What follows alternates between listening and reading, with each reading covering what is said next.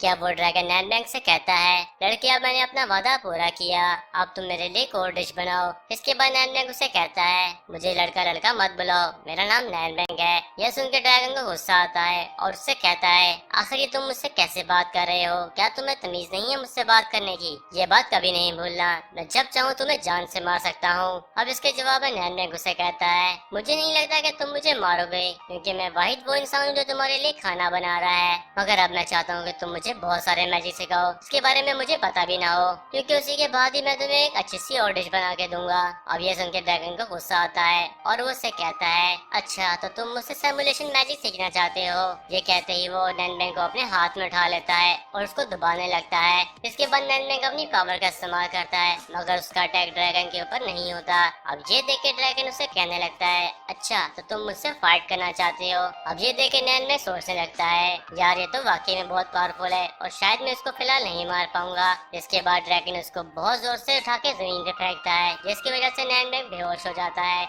ये देखने के बाद ड्रैगन नैनबैंग के पास जाता है और उसको उठाने की पूरी कोशिश करता है। इसके बाद नैनबैंग नहीं उठ पाता। अब ये देख के ड्रैगन उसे कहता है, आखिर इंसान तो बहुत ही ज्यादा वीक होते हैं, एक ही धक्के में ये लोग तो बेहोश हो जाते हैं, आखिर इनका क्या होगा? इसके बाद ड्रैगन वापस से अपनी जगह पे चला जाता है और वहाँ जाके आराम करता है। तब तक शायद नैनबैंग को भी होश आ जाए। इसके बाद हम देखते हैं कि 2 रातें गुजर जाती हैं और नैनबैंग को होश आ जाता है। अब नैनबैंग ड्रैगन के पास जाता है और उसे आवाज लगाता है, मगर ड्रैगन अब तक नहीं उठ पाता। जिसके बाद नैनबैंग की नजर एक किताब के ऊपर पड़ती है, जिसे वो उठा कर देखता है तो वो स्पेस मैजिक होता है। अब ये देखने के बाद नैनबैंग समझ जाता है, अगर मैं इसकी प्रैक्टिस करता हूँ तो शायद मैं यहाँ से भाग पाऊंगा। इसके बाद हम देखते हैं कि नैनबैंग उस बुक में गुम हो जाता है और अपने आप को कल्टिवेट करने की पूरी कोशिश करता है ताकि वो इस मैजिक को पूरे तरीके से मास्टर कर सके। इसके बाद हम देखते हैं कुछ ही देर के बाद नैनबैंग उस मैजिक को मास्टर कर लेता है। इतने में ड्रैगन को भी होश आ जाता है और ड्रैगन उठते साथ ही नैनबैंग को भागता हुआ देखता है और वो उससे कहता है, अच्छा तो तुम भागने की कोशिश कर रहे हो, तो ठीक है भागो,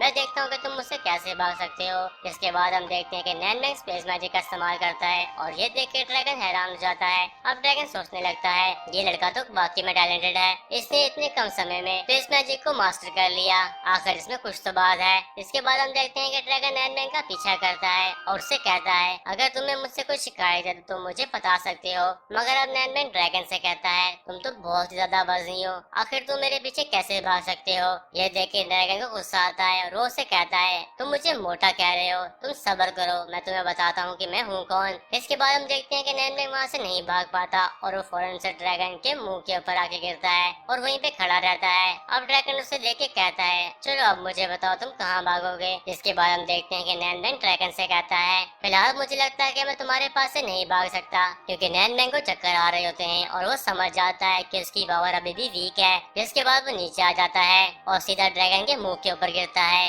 अब वापस से खड़ा होकर ड्रैगन को देख रहा होता है और उसे कहता है, मुझे दुख है कि मैं यहाँ से नहीं भाग पाया, मगर मैं तुम्हें एक बात बता दूं, मैं यहाँ से जल्दी ही भाग जाऊंगा। अब ये सुनने के बाद ड्रैगन उससे कहता है, आखिर तुम यहाँ से क्यों जाना चाहते हो? चलो अगर ऐसी बात है तो तुम मेरे साथ कुछ फाइट करो और मैं देखना चाहता हूँ कि तुम्हारे पास कितने ज्यादा टैक्टिक्स हैं। अब इसके बाद हम देखते हैं कि नैनबैंग नीचे आके अपने स्वॉर्ड का इस्तेमाल करता है, जो कि फायर और आइस मैजिक से बनी होती है। मगर ये देख के ड्रैगन हैरान होता है, फिर भी वो ड्रैगन का नहीं कुछ बिगाड़ पाता। इसके बाद ड्रैगन अपने टेल की मदद से नैनबैंग को वापस से नीचे गिरा देता है। मगर अब जैसे ही ड्रैगन उसको खाने लगता है तो फौरन से नैनबैंग वहाँ पे फ्लैश मैजिक का इस्तेमाल करता है। ये देख के ड्रैगन हैरान होकर कहता है, अच्छा ये तो बहुत ही अच्छी बात है कि तुम अचानक से फ्लैश मैजिक का भी इस्तेमाल कर सकते हो, तुम तो वाकई में बहुत ज्यादा टैलेंटेड हो। इसके बाद हम देखते हैं कि नैनबैंग भाग रहा होता है। अब ये देख के ड्रैगन उसे कहता है, अच्छा तो तुम भाग भी सकते हो, अगर तुम यहाँ से भाग गए तो मैं तुम्हें कुछ भी नहीं करूंगा और तुम्हारा पीछा छोड़ दूंगा। इसके बाद हम देखते हैं कि नैनबैंग को मौका मिलता है और वो फौरन से ड्रैगन के ऊपर फिर से अटैक करता है।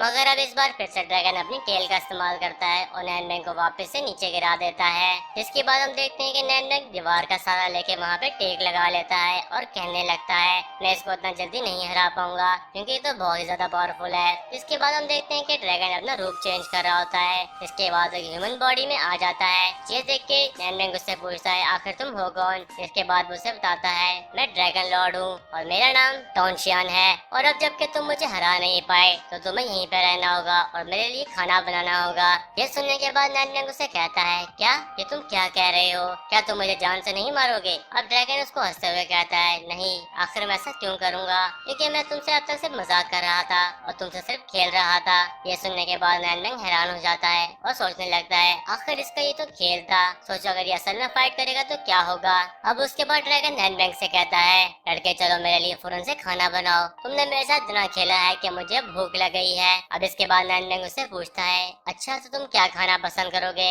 ये सुनते ही ड्रैगन उससे कहता है तुम मेरे लिए अपनी सिग्नेचर डिश बनाओ जो तुम सबसे अच्छी बनाते हो।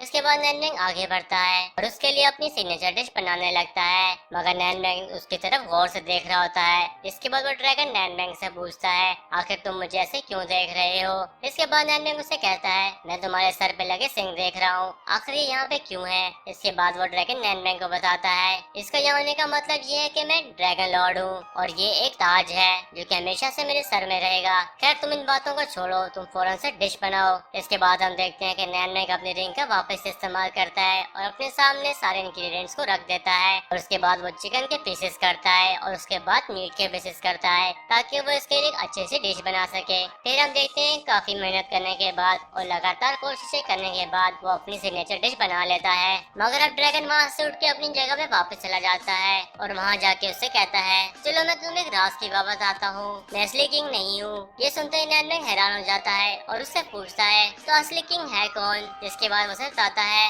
वैसे तो मैं ही हूँ मगर फिलहाल अभी नहीं हूँ। इसके बाद नैनमेंग उससे पूछता है मैंने तो सुना था कि सारे ड्रैगन यहाँ से जा चुके हैं मगर तुम तो अभी यहीं पर हो, आखिर इसकी क्या वजह है। इसके बाद वो ड्रैगन उसको बताता है हमें भी लोगों के ऑर्डर्स को फॉलो करना होता है क्योंकि हमारे से भी ऊपर गॉड्स हैं जिनकी कानून को हमने फॉलो करना है और इसी की वजह से हम यहाँ पे मौजूद हैं। इसके बाद नैनमेंग उससे पूछता है आखिर तुमसे ऊपर कौन है। यह सुनने के बाद ड्रैगन उसे बताता है हमारे ऊपर भी गॉड्स होते हैं जो कि ह्यूमन गॉड्स होते हैं। फिलहाल अभी एक लड़की है जो कि हजारों सालों से अपने आप को कल्टीवेट कर रही है और उसकी पावर पहले से बहुत ज्यादा स्ट्रांग हो चुकी है और शायद मुझे लगता है कि वो कुछ ही अरसे में गॉड बन जाएगी। ये सुन के नैनमेंग हैरान हो जाता है और उससे पूछता है क्या वाकई में ह्यूमंस गॉड बन जाते हैं। इसके बाद ड्रैगन उसे बताता है हाँ बहुत कम। जिसके बाद नैनमेंग सोचने लगता है अगर मैं अपने आइस और फायर मैजिक को तेजी से कल्टीवेट करूँ तो शायद मैं इसको क्रॉस कर सकूँ। इसके बाद हम देखते हैं कि आइस गॉड को अभी खांसी लग जाती है। इसके बाद हम दोबारा से देखते हैं कि अब ड्रैगन नैनमेंग से कहता है कि आखिर मेरी डिश में कितना टाइम रह गया है। जिसके बाद नैनमेंग दोबारा से उसके लिए सूप तैयार करता है और उसमें बहुत सारा सामान ऐड कर रहा होता है और उससे बताता है फिलहाल अब ये कंप्लीट नहीं हुआ, जब ये कंप्लीट होगा तो मैं तुम्हें खुद बताऊंगा।